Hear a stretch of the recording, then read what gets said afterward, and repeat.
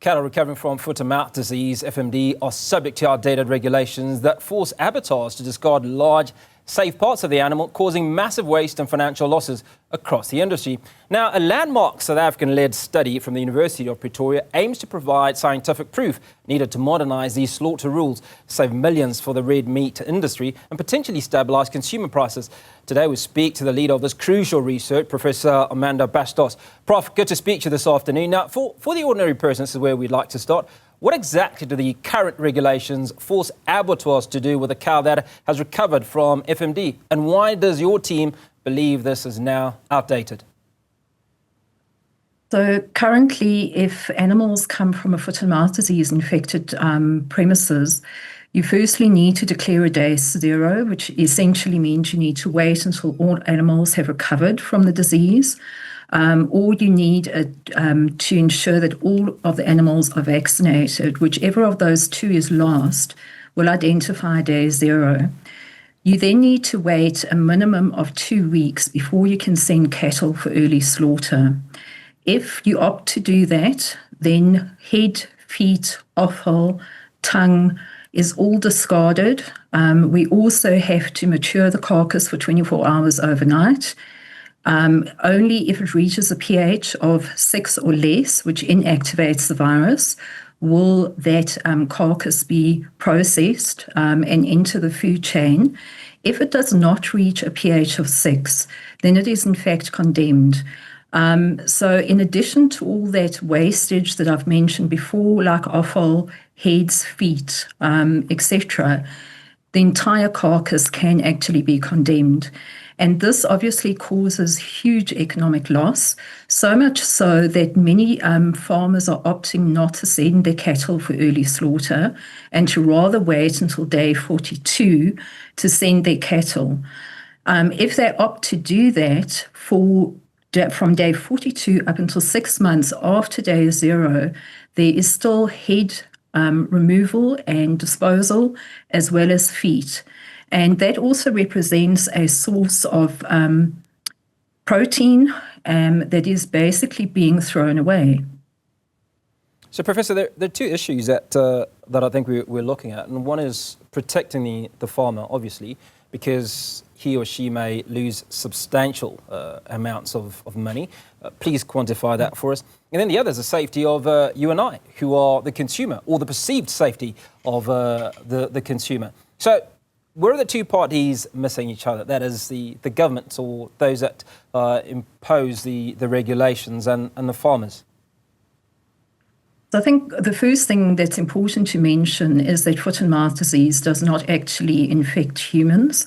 So it doesn't pose any threat. It is, however, highly infectious, and all cloven-hoofed animals are susceptible to the disease. So the regulations are there to ensure that foot-and-mouth disease cannot enter the food supply chain and cannot reach those susceptible cloven-hoofed animals. It is a controlled disease, which essentially means that when we have outbreaks, we impose international regulations to control the disease.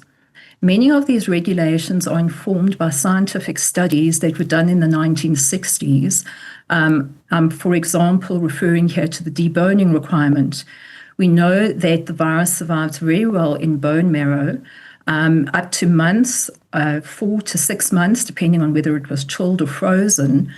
But what the international regulations don't recognise is that our biosecurity and mitigation measures have improved substantially since those studies. And when we send cattle to slaughter, we are not sending them at the height of an infection. We declare day zero to ensure that the animals are fully recovered from the disease. What we're worrying about when we send them to slaughter is whether they have become persistently infected, because every animal that becomes infected with foot-and-mouth disease, it will either clear the infection after 28 days, or it may become persistently infected with the virus and be a carrier, in which case there will be low levels of residual virus that remain in certain parts of the carcass. And that is what the study really is about, is we are asking, where is the risk? When you send cattle for early slaughter, if you send them at the earliest possible date, day 28, day 31, post-exposure to the virus and infection, where does the virus actually still remain? And if we know exactly where it remains, we can actually use practical measures to remove that risk and ensure that it enters the food supply chain safely and with the least possible economic impact. Because what we also realize is not every animal will become a carrier. Carrier status can differ from 20% of animals up to 60% of animals. But we don't have any data to guide us for the serotypes that we have in South Africa. So that is why the study is being done also to determine how many animals become carriers. We essentially, if animals go to slaughter, institute a blanket process where we have to assume that every animal is a carrier, and so we discard everything. Final question, Prof. Now, you've talked or certainly read about developing a pen-side test. Now, how will this work for a farmer, for instance, at an auction? Would it be a quick strip test like a pregnancy test or anything similar?